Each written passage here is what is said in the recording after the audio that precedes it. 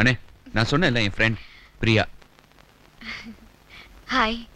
உனக்கு அவளை தெரியாது, ஆனா உன்னை பத்தி அவளுக்கு எல்லாம் தெரியும். ஸ்டார் டிவில நீங்க கொடுத்த பேட்டியை பார்த்தேன்.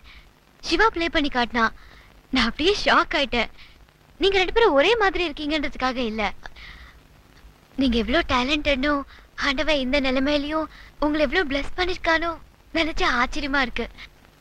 நான் கூட சிவாவை திட்டினேன், வாழ்க்கையில் ஏதாவது உருப்படியா பண்ணிருக்கியான்னு. உனக்கு என்ன தெரியும்? நல்லா பொய் சொல்ல தெரியும், நல்லா லவ் பண்ண தெரியும்.